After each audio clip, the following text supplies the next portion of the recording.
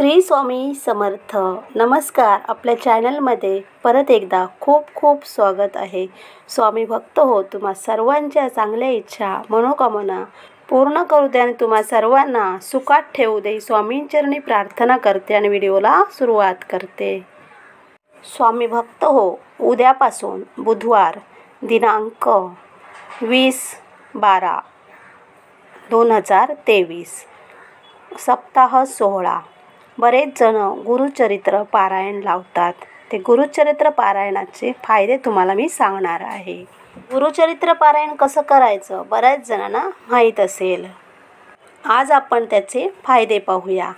श्री गुरुचरित्राचे निष्ठापूर्वक वाचनाने दिव्य साक्षात्कार होतो असा हा वेदतुल्य ग्रंथ आहे.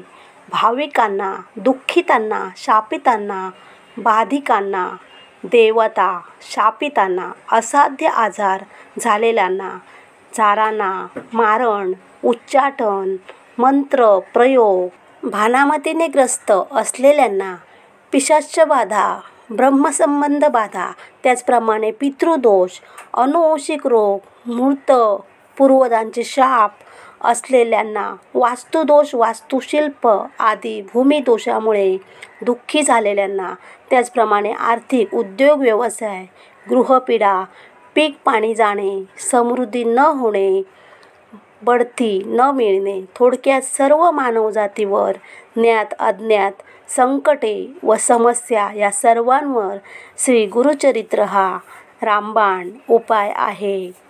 हा ग्रंथ तमाम स्त्री पुरुषांनी वाचायचा आहे.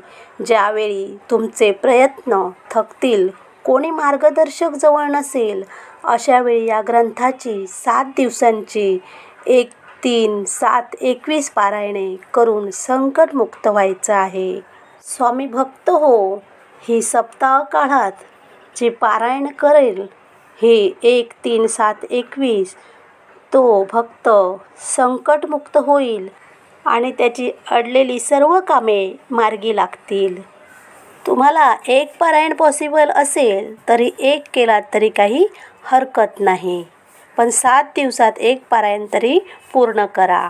स्वामी भक्त हो, अगदी छोटीशीच माहिती होती. कशी वाटली नक्की कमेंट करून सांगा.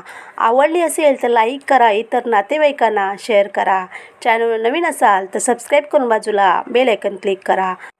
आता आपण भेटूया अशाच एका नवीन माहितीसोबत. श्री स्वामी समर्थ. जय जय स्वामी समर्थ. धन्यवाद.